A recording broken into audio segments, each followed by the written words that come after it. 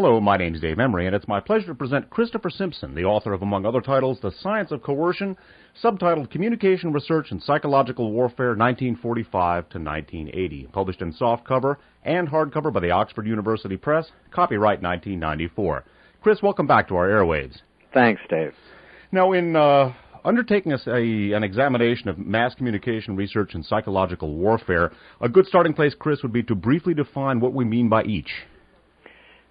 Psychological warfare is, as the Army put it, warfare designed to debilitate the enemy in one way or another. It includes violence, propaganda, covert operations, assassination, so forth. It's called psychological only in that it produces a psychological effect. It's not limited to just talking or to broadcasts over the radio. Communication research is a field, it's part of sociology, that grew up in the 1950s. And what it does, among other things, is train people in doing public opinion polling, in doing public relations work, in journalism, in various quantitative and qualitative ways of looking at what mass communication is. You trace the relationship between mass communication research and psychological warfare to a number of overlapping developments. One of the chief developments, and something we touched on in our last interview, was an old boy network which grew out of a series of professional and personal associations that developed during World War II between many of the guiding lights in what came to be mass communication research and people who were actively employed by the U.S. government in psychological warfare. Yes, that's right. And part of what the book contends is that communication research, as it presently exists, could not have come about without the money, the contacts, the old boy network that you mentioned and so forth, that was rooted in national security missions of one sort or another. And we can talk about specific missions in a moment. The important thing, or I think the most fundamental thing about all of this, is the extent to which we as a people, as a society, have limited our view of what communication is. And now this is like one of those words, it's kind of like freedom, it kind of expands out, its meaning sort of expands out indefinitely. But the point that I'm trying to make here is that not all societies, not all cultures around the world look at communication the way that the United States does. We have a very strong tendency to the point that it almost seems as though it's natural or common sense that communication consists of me telling you to do something, or the radio or the television or the boss at work, whatever, giving directions, and that's what communication means. On page 62, you write, as will become apparent, the dominant paradigm of the period proved to be in substantial part a paradigm of dominance in which the appropriateness and inevitability of elite control of communication was taken as a given. I think to a certain extent that could be said to be a posit to the statement you just made. Yeah, right, and that's written in kind of professor talk, but basically the idea is that we assume that, I'll give you an example. I mean, there were studies done in the early 1950s that are still referred to today, that were called communication studies, that looked at Central Asian republics of the USSR, Kazakhstan, and so forth. And now, if I can take a very brief sidetrack, these countries are much in the news these days. It's because they have enormous oil reserves, and there's a worldwide race, a gold rush, as to who's going to take control of these oil reserves. By the way, Chris, many of the audiences listening to this have just heard a program that I did about some of that geopolitical petroleum-related maneuvering, so you're right on target. Okay, all right. Well, in any case, getting back to the communication side of all this, the whole foundation upon which the study was done and the policy that flowed from it and so forth, the premise was that the U.S. government and its various security agencies would communicate in the sense of telling the Kazakhs and other peoples what we expected of them. The conception, the idea that there would be information coming back from Kazakhstan, they accepted that, but its only function was, the only reason the government was interested in it was so that it could improve the method by which it told the Kazakhs what to do.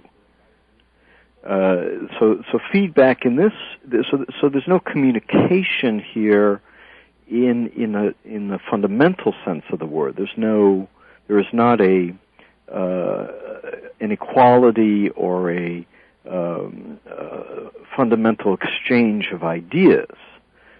To the extent that it's two-way at all, its feedback is used to improve or to strengthen or rationalize the means of giving directions. And then, to take a step further from that, if you start thinking about what communication means in a religious sense, or in the sense of Eastern philosophies, or in the sense of almost any worldview other than consumer-style capitalism, well, it means quite different things to other societies. And study of that sort of thing was shut down and really made politically quite dangerous for several decades. We're going to talk about some of the institutions and some of the history involved in developing this type of relationship, Chris. You talk about three key national security directives, which in many ways help to solidify the relationship between government psychological warfare and, quote, private, unquote, note the quote, communications research. National Security Directives 4, 4A, and 10.2, which help to lay the foundation for the relationship we're talking about. Sure. Well, I think many of the listeners will be familiar with NSC 10.2. It's a foundation for the national security state in many respects. It's the basic framework for clandestine operations and the trail of coup d'états and assassinations that have flowed since the 1940s. 4 and 4A are kind of interesting more for what they reveal about how the national security elites think and how that process works. And it's much more bureaucratic than most people realize. I mean, there's a tendency to think that Alan Dulles or whomever sits down in a room with his cronies and does, makes this decision or that decision.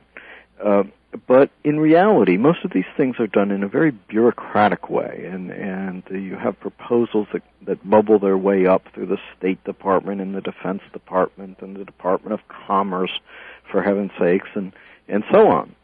And then these various interagency committees meet and hammer out the language, and of course the language, as most committees produce, as most of your listeners know, the language becomes more and more vague and more amenable to a variety of interpretations. Okay, so what's that mean?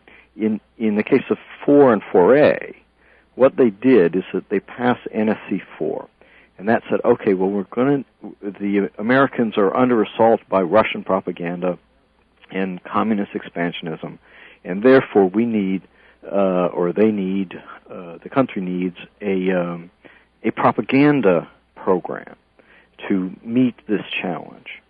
And so that meant, like the Voice of America, the agency that eventually emerged as the U.S. Information Agency, and so on. Now, this was secret. This was actually classified as confidential. The thing is with confidential ratings is that for legal reasons, literally hundreds of thousands of government employees have access to confidential, quote-unquote, papers, so that if the NSC has a confidential policy, it's generally on the front page of the newspapers within a week. And I'm talking about in the 1940s, not in the 1990s. In the 1990s, it's on the front page of the newspapers before the day is out. So the officially secret, i.e. officially confidential policy was we were going to have a propaganda program that was going to be anti-communist. Now, minutes after passing NSC 4, they then turned to an entirely separate decision that was called NSC 4A. And this was classified top secret. And what that meant was that even acknowledging the existence of this decision was considered a violation of the law. So this decision officially did not even exist. And what it consisted of was presidential authorization for clandestine operations, sabotage, counterinsurgency, insurgency, assassinations, and so forth, you know the list, to carry out this same form of psychological warfare.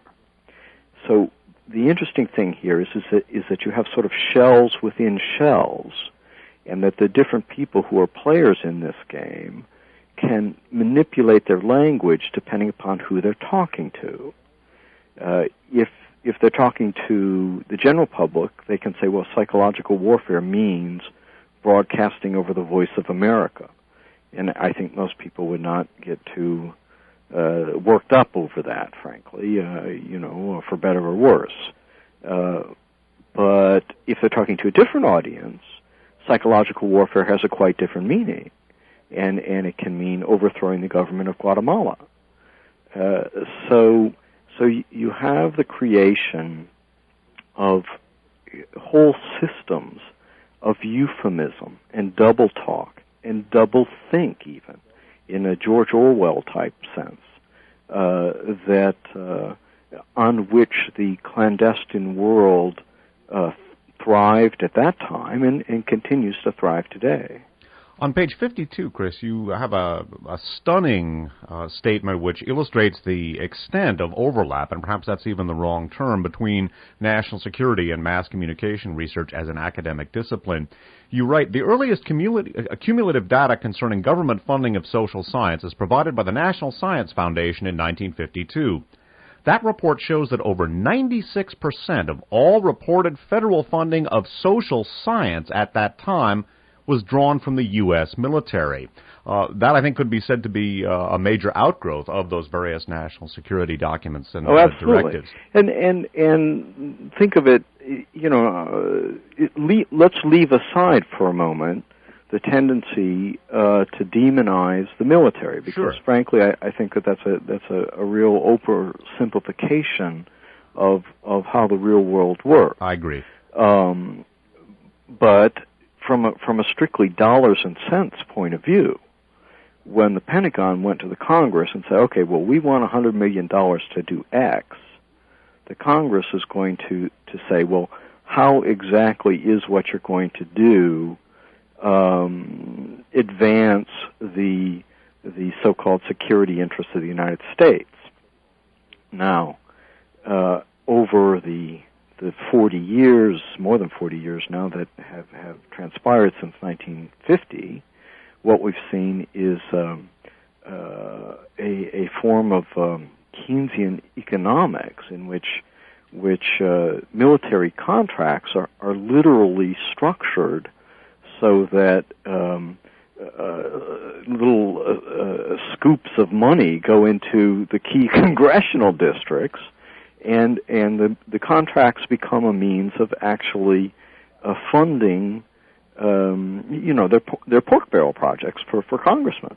And this is what explains, for example, last year, you have the Congress passing spending literally billions of dollars on advanced bombers that even the Pentagon, even the Joint Chiefs of Staff say, we don't want them, we don't need them, we can't use them. But the Congress comes along and says, no, we got to buy them, we got to build them. Why? It's because it means jobs in their district. So, to bring this back around to the 1950s, and communication research, what it meant at that point was that in order to get funding, the projects had to be framed in such a way that it contributed to preparations for nuclear war, for example, to the execution or the carrying out of the Korean War, to the various espionage and insurgency tasks involved in overthrowing the government of Guatemala and Iran and Egypt, and the list that you've heard, and so on. So that to get funding for communication research, one had to be able to explain the research in such a way that it made some sort of contribution to those activities. Chris, speaking of the 1950s Cold War climate, the manufacturing of bombers and communication research, something that touches on all of those shores is Project Revere. Tell us about that. Project Revere was if it wasn't so tragic, it would be humorous. But what it was, the University of Washington got a great big grant of money, mainly from the Air Force, the largest single grant of money for communication research of that decade, in which their project was to fly over towns in Montana and Idaho and Washington State and also down in Utah and Alabama and so on, and drop leaflets on these towns. And the leaflets said, this could have been a Soviet bomb. And, bombers can attack your neighborhood. And you have to be on alert and call such and such a telephone number to report that you've found this leaflet and to volunteer for, these sky watching type of civil defense maneuvers. Now, a couple things about this. Number one is that this came right at the height of the so-called bomber gap, which was a manufactured thing that claimed that the Russians were far ahead of the United States in bombers and that therefore the Americans had to invest a lot of money in building new and more sophisticated bombers and so on. What even very conservative historians agree today is that the bomber gap was made up and that it reflected a fight between the Air Force and the Army over control of nuclear weapons policy. But here you have, right in the middle of this argument, essentially a domestic argument in the United States, you have the Air Force dropping leaflets on towns in Montana saying, the Russians are coming, the Russians are coming. And this was an experiment in propaganda. In other words, how well did these leaflets work to get a message out?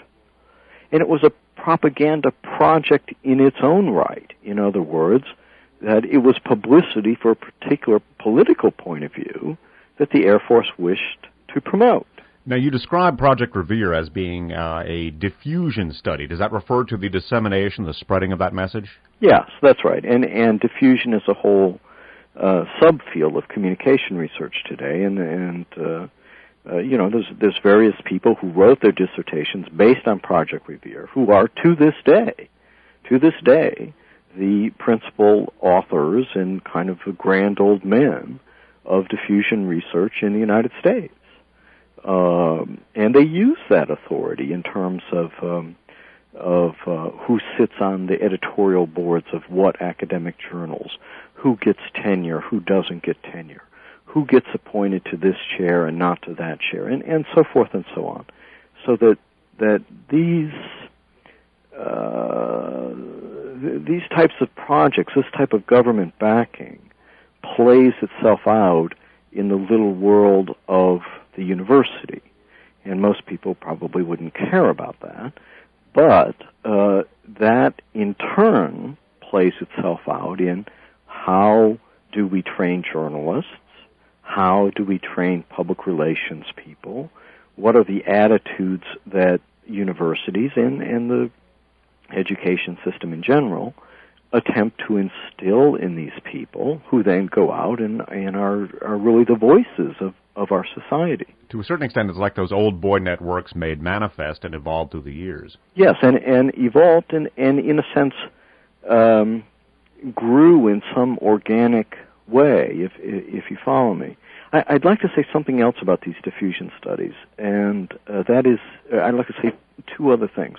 Number one is that dropping leaflets from airplanes has no civilian communication value whatever. Zero. Zilch. When was the last time anybody in the listening audience got advertising messages in the form of leaflets dropped from airplanes? It just doesn't happen. It is not functional as a civilian form of communication. What it is useful for, however, is two things.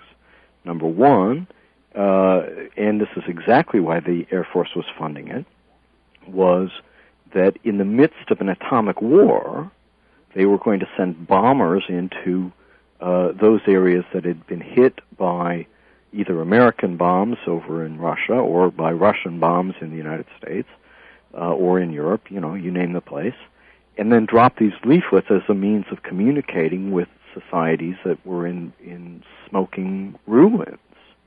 That's one use for them. The other use for them, particularly during the mid-1950s, was they would load them up on balloons, high-altitude balloons. And the balloons would be set off, and they would float on the air currents over into, particularly into Eastern Europe, and in some cases into China, where they would then drop these leaflets, and the leaflets would say, overthrow Stalin, or freedom is coming, and these types of political messages. Now, those balloon programs played themselves out in two ways. One of them tragic, and the other one ridiculous. The tragic one was that there was at least one case of a civilian Czech airliner whose controls for the aircraft became entangled in one of these flights of balloons, and the aircraft crashed, killing several dozen people. There was no. The United States government refused to take any responsibility whatever for this crash, despite the fact that it was clandestine American programs that had created the conditions that brought about this crash. The other way that it played itself out is in many of the so-called UFO sightings, and much of the in what is, in my view, and I know this is not everybody will agree with me, but frankly, I think the preposterous claims that are made about UFOs, which you have secret government programs whose existence is officially denied, that consist of sending up balloons filled with leaflets that occasionally catch the light of one sort or another, and people on the ground say, "Oh my God, it's a UFO." And so then this, translates out into the popular culture, into the form of X-Files and so on. Now, personally, the question comes as well: why should anybody care? I mean, the X-Files is an entertaining program. It's there's nothing wrong with it, is there? And in a sense, there isn't. But what troubles me about it is that we get ourselves into this sort of into a cultural mode where we explain the problems that we have based on myths.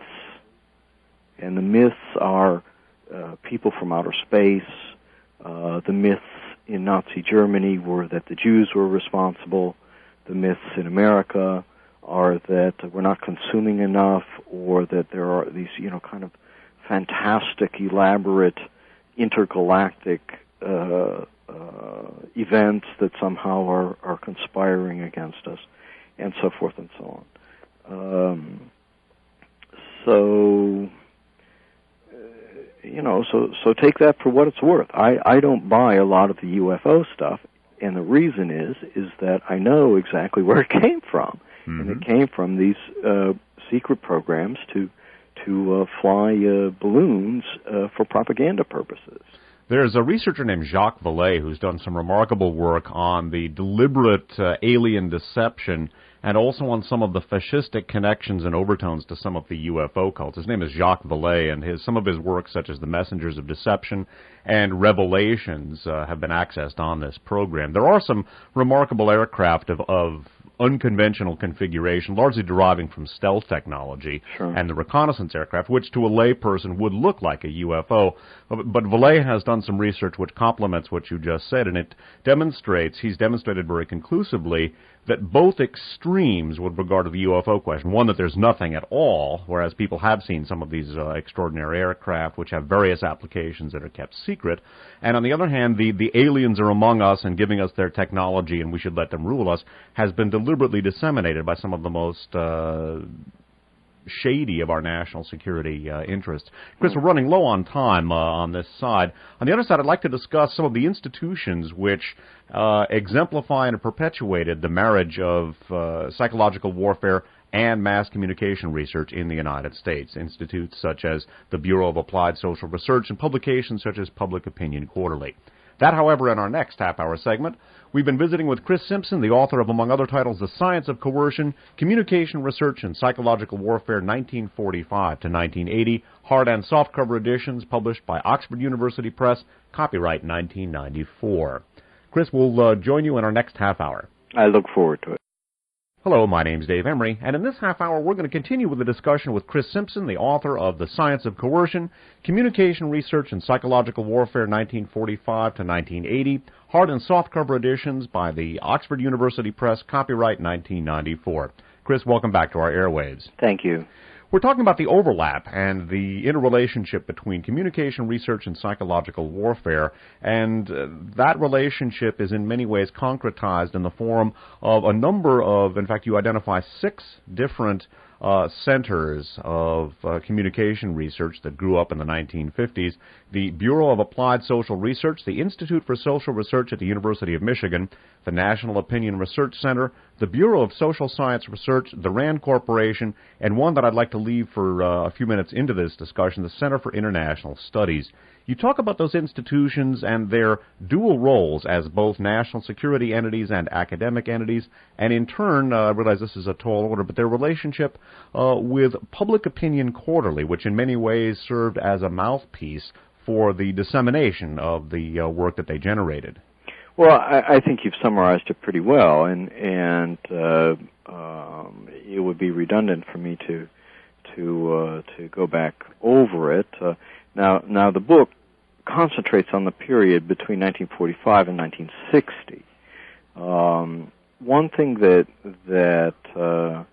I think is worth examining is the extent to which the Academy and places like Bureau of Applied Social Research are very liberal institutions. They're politically liberal. I have no doubt that most of the people voted for the Democrats, and some of them consider themselves left Democrats, or even one form or another of Marxist, of one description or another. Anyway, the point being is that scientists and intellectuals, for the most part, or certainly to a greater degree than the society as a whole, are left of center. I don't think that's any particular secret. And maybe in economics the story is different, but certainly in the social sciences that's the case. Well, so if that is so, what explains then, first of all, this work on national security programs, and second of all, and more fundamentally, this sort of cultural, this participation in a cultural transformation that built a national security state that most of us take for granted as being just the way the world is. And I think that part of the answer to that is that what happened was that the scientists tended to internalize the values of the national security state as a means of marketing themselves to the national security state. Now, these are not dumb people. They're not naive. At the same time, they rather often tended... Let me back up for just a minute and explain something that was going on in the early 1950s. If I could interject ever so briefly, Chris, I think that the National Science Foundation study in 1952 showing that 96% of all social science funding came from the military at that time would certainly both explain and perpetuate what you just talked about. Go ahead. Right. Well, in the early 1950s, you had an attack from the McCarthyite right wing on the social sciences and on even on the Voice of America. Those of your listeners who are familiar with McCarthy know that the Voice of America was held up as being a hotbed of subversion, right?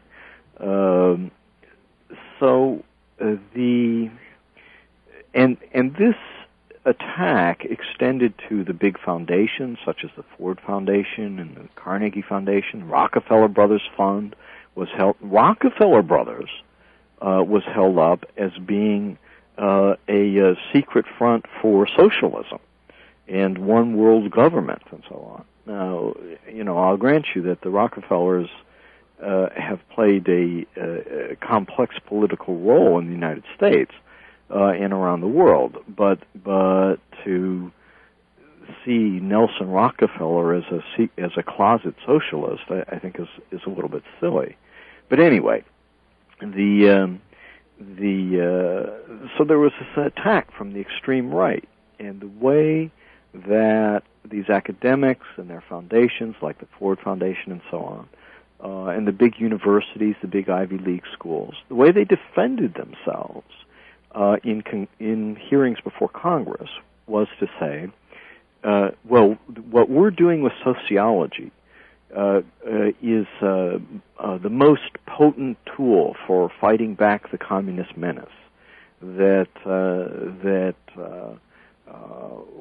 we as intellectuals are forging a whole new science in how to fight the bad guys and how to advance American interests.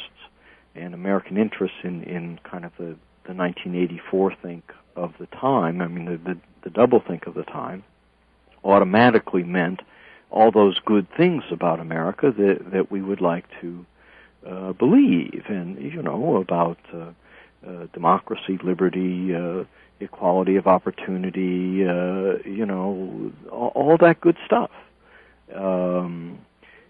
So the way that the liberal academics protected themselves against the radical right was to sort of circle the wagons, so to speak, to use a metaphor, and close down in on a center of the profession, on a small group of narrow ideas that were acceptable to the national security state.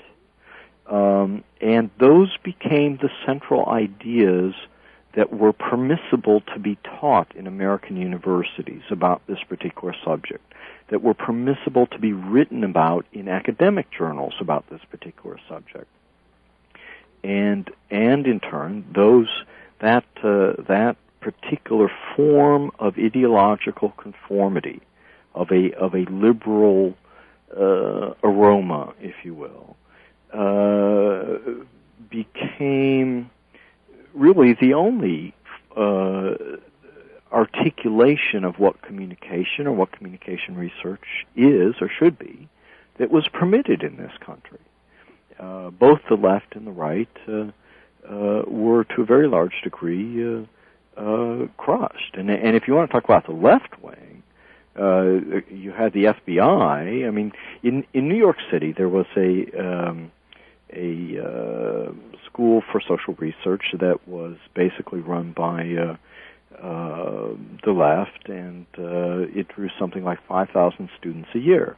The FBI said, "Oh, well, this is a communist plot," and and indeed, there were, in fact, Communist Party people involved in that school.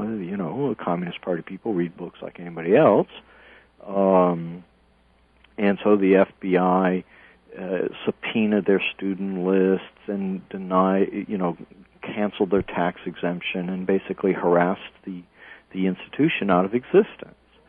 So that if you had the wrong ideas about what permissible sociology was, you faced genuine persecution. I was reading some declassified records. Is that the early academic sociological society had the unfortunate acronym of American Sociological Society. If you think that through, you'll see what I'm saying. I got a bunch of Army intelligence records where Army intelligence, for heaven's sakes, was sending secret agents into the meeting of the American Sociological Society in an effort to smoke out radicals, and they would sit in the sessions and furiously take notes to figure out whether or not Professor so-and-so had said something that was out of line. There are a lot of people who confuse sociology with socialism.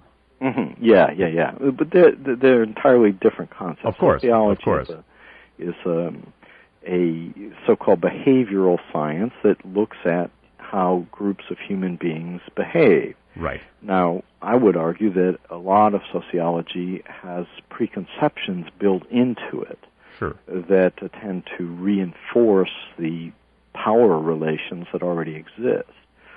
Socialism, well, that's a whole other kettle of fish. I mean, that's one of those words sure. that one can talk about its definition for the next, 6 or 8 hours and not be any clearer about it than when you began. I was simply noting that many people do make that error. They confuse two totally different things. Some of the names that loom large in your discussion of the interrelationship between mass communication and psychological warfare from 1945 to 1960, Wilbur Schramm and a major text that he wrote, which in many ways helped to shape mass communication research. Wilbur Schramm was he ended up as dean of the School of Communication at Stanford. He was very much the author of. He wrote a book about propaganda in the mid-1950s, in which he put forward the idea that there were these several different forms of communication, and two of them that are relevant here are authoritarian and totalitarian. And if you remember the Reagan years, you will remember that the argument made by people like Gene Kirkpatrick and so on were that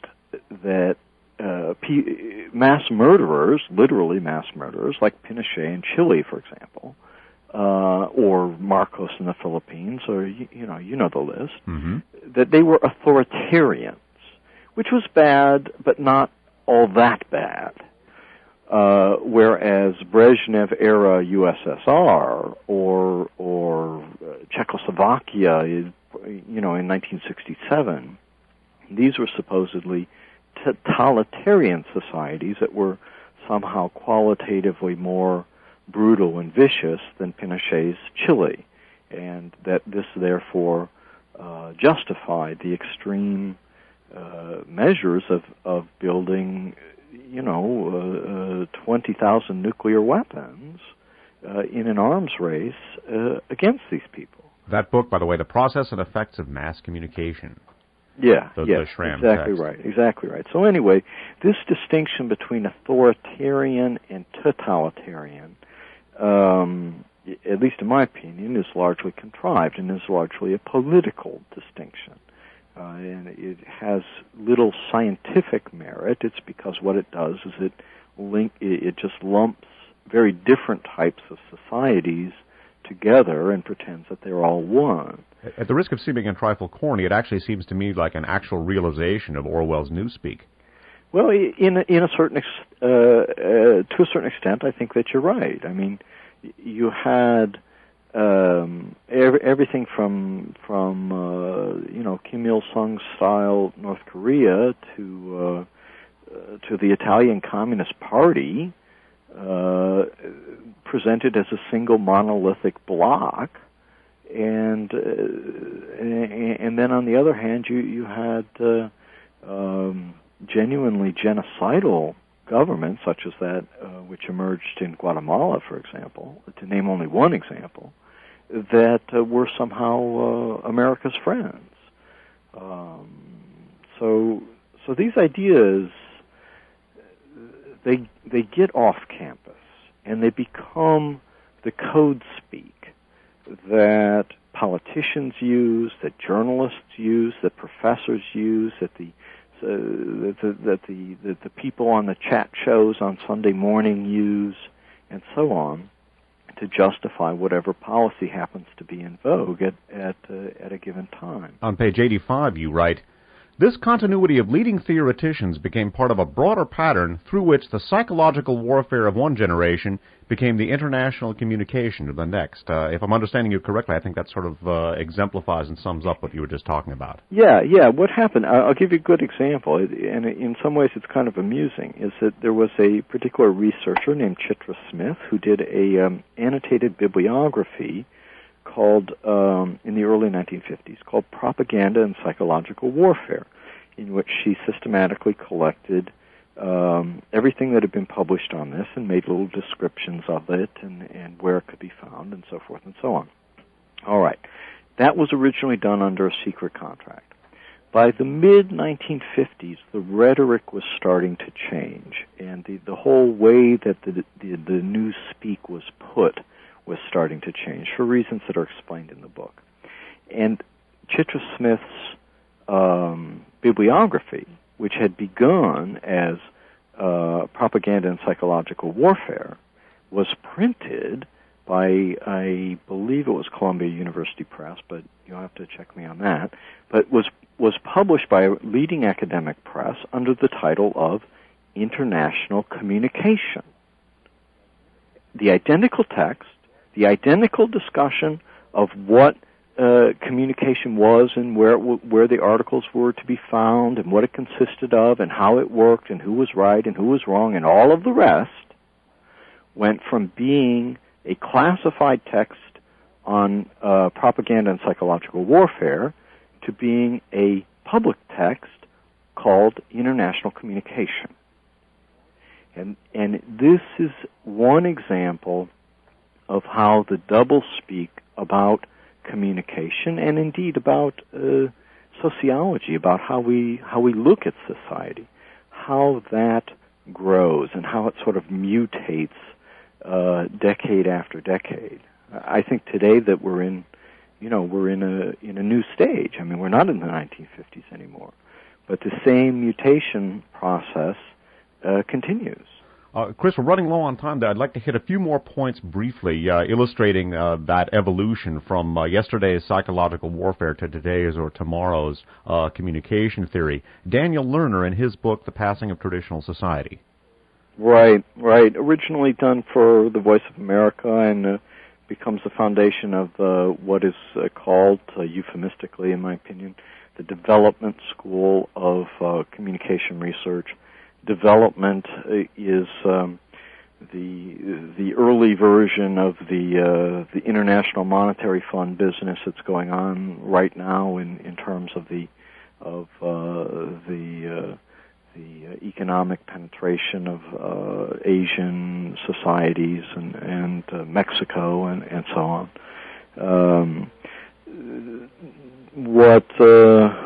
What Lerner argued in a nutshell is that people were starting to learn about the world, but they didn't in societies such as Egypt, for example, to name only one example.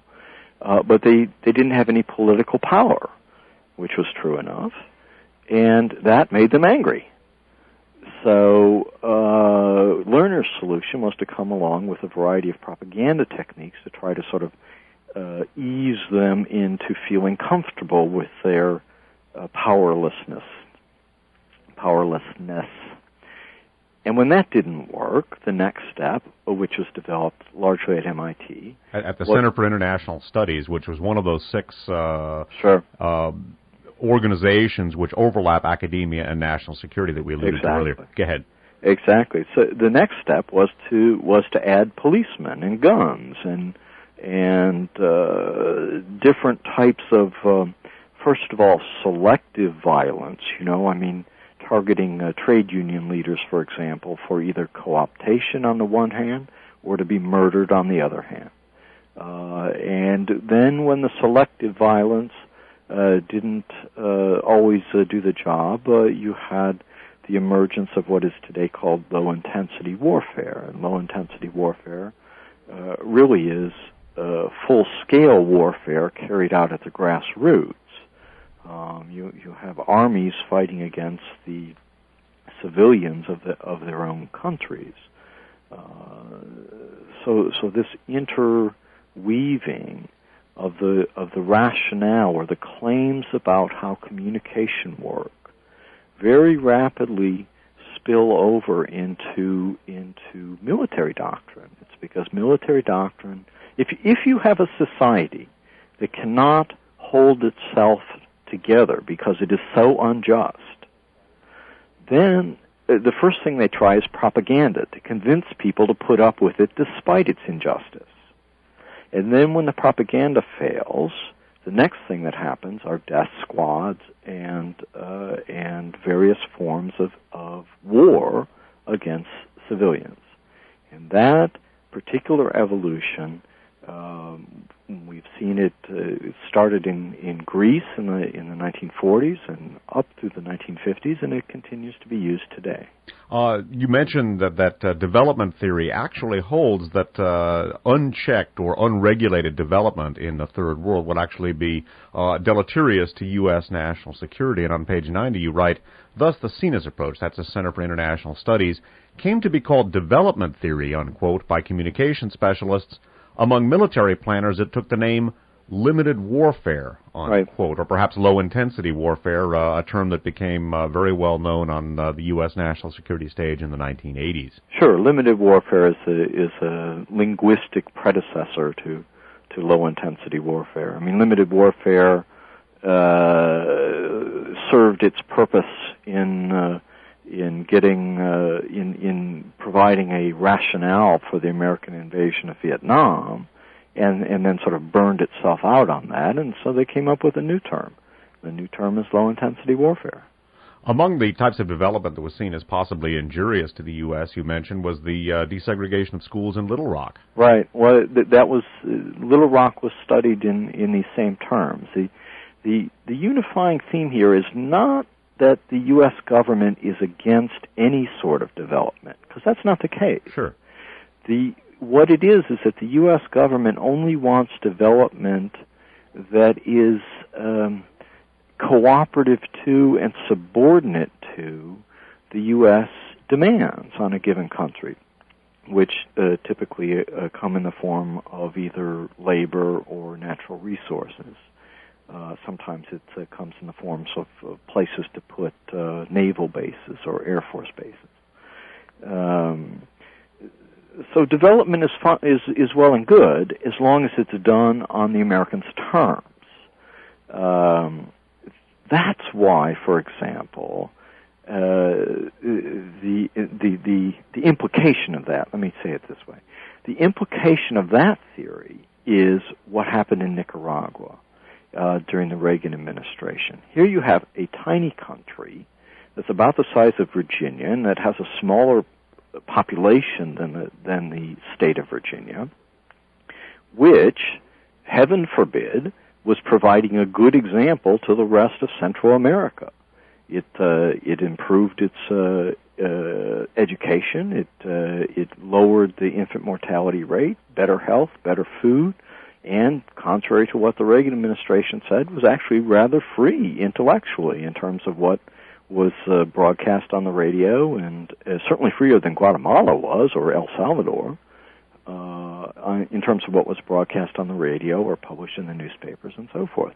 But it was a bad example from Washington's point of view, and that's why they were willing to spend tens of millions of dollars in many people's lives and cook up these Oliver North schemes, in order to destroy Nicaragua economically. They tried to do the same thing with Cuba. I'm not a big fan of Cuba, I'm not trying to apologize for bad things that happen in other countries. But what I'm trying to say is that if the Americans see development, even successful development, that is not under their thumb, then they'll try to destroy it.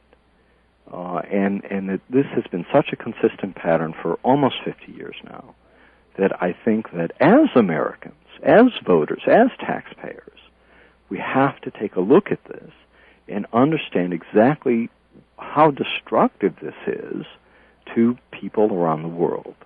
Chris, I'd like to take just a minute to talk about Public Opinion Quarterly and its manifestation of the overlap between covert action and academic theory, and that by way of a jump point to your newest title, which also covers the relationship between national security affairs and academia. Public Opinion Quarterly and its national security-connected editor, DeWitt Poole. Yeah, DeWitt Poole was a propaganda specialist at the State Department and was one of a really very small coterie of people. I mean, we're talking about a couple dozen people who articulated American policy towards the Soviet Union going back to like 1917. I mean, we're talking about several generations back now. DeWitt Poole went on sabbatical from the State Department, where he was basically a professional anti-Bolshevik policy strong-arm guy. I mean, you see the same types today in Washington, or I do. And he went to Princeton, where he set up Public Opinion Quarterly, and its function was to encourage the study and the exploitation of that study of public opinion in the interests of powerful people in the United States, both corporate and government interests. That's who DeWitt Poole was. He had backgrounds in OSS and CIA, too, didn't he? Sure, and the old radio liberation from Bolshevism and so on. Some of these emigre operations that employed ex-Nazis. You read the headlines, recently about marches of former SS men in Lithuania and the bombing of a synagogue in Latvia, and so on. And you see that these people are still with us. Anyway, to plug the new title, it's called Universities in the Empire. It's a collection of essays, and the essays are I introduced it, but the essays are not by me; they're by other people, and they're quite good. And there's one essay about Project Camelot, for example, and there's a second one that looks at the history of international studies. There's an essay that looks at Russians in the Soviet Union, studies of the history of science, and then how those changed as perestroika and glasnost came along, and how it would take a little bit of time to explain the whole argument, but the gist of it is that there's considerably more similarity in the intellectual life in the Soviet Union and the United States than either side has been willing to admit. Now, that's not to say they had the same ideas. Sure. But I'm talking about the dynamics of how power is spread out in those societies, particularly in intellectual circles. Would you say it would be accurate to characterize that title to a certain extent as discussing how what you talk about as the dominant paradigm in communication research, to a certain extent, has been set by this relationship between academia and national security? I think so. Yeah, I think that's a good way to sum it up, sure. All righty. That title again, Chris? It's called Universities in the Empire. It's just out. It's by the New Press, and it should be available, via the World Wide Web. There's a variety of, and of course local bookstores. There's a variety of ways to obtain it. Universities in Empire, edited by Chris Simpson, the New Press, copyright 1998, correct? Right, exactly. All righty, a new title, once again illustrating the relationship between academia and national security, not only in the U.S., but elsewhere as well. We've been visiting with Chris Simpson, the author of, among other titles, The Science of Coercion, Mass Communication Research and Psychological Warfare 1945 to 1960. That is published in hardcover and softcover by the Oxford University Press and copyright 1994. For Chris Simpson, this is Dave Emery saying thanks for listening.